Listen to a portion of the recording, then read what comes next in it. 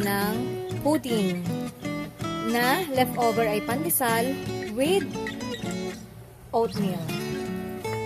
So guys, kahit anong klase ng tinapay, pwede mong gawing pudding. So ngayon guys, sisimulan ko na kung paano ako magawa ng pudding with oatmeal. So guys, meron na ako ditong bowl.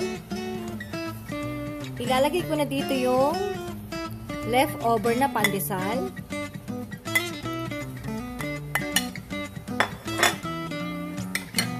Maglagay tayo ng sugar.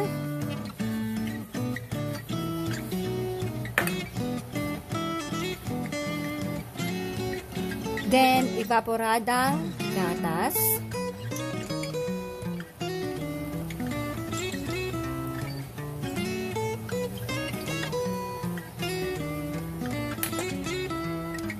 At coconut milk.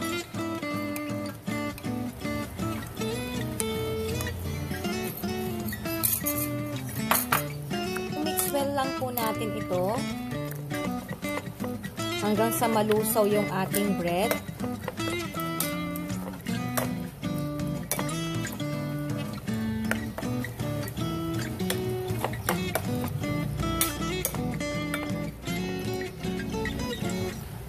Heto na po, lusaw na yung ating bread. Ilalagay na natin ito sa yanera. So, meron ako ditong 3 yanera.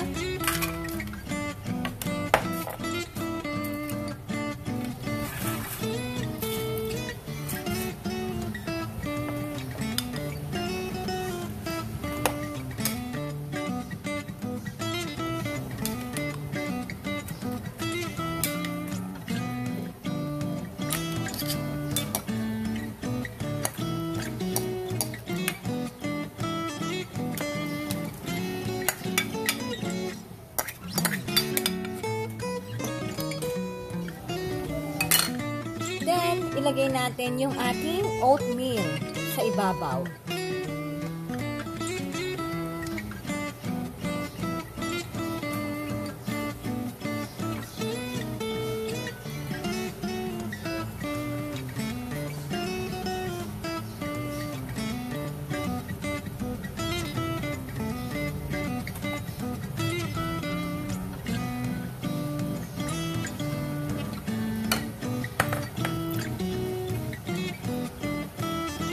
Pagkatapos nating malagyan ng oatmeal, maglalagay tayo naman ng cheese.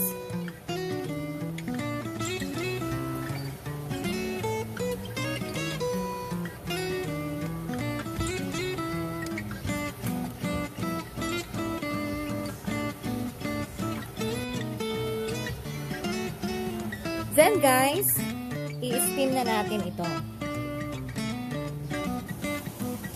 So, ngayon guys, ilalagay na natin sa ating steamer. Make sure yung tubig natin ay kumukulo na. Ngayon, ilalagay ko na yung ating pudding.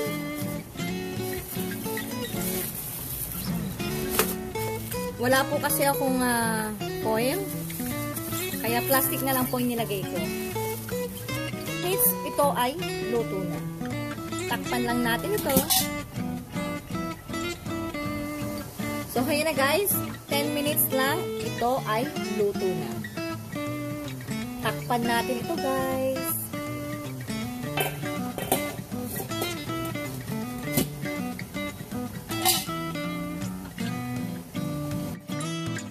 Ito na po guys, after 10 minutes, inalis ko na po sa plastic.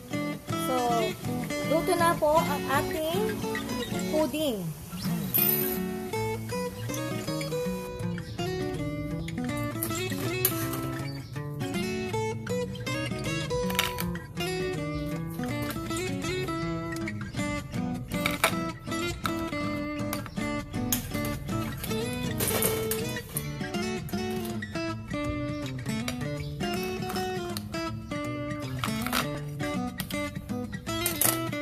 Ito na guys yung aking pudding with oatmeal.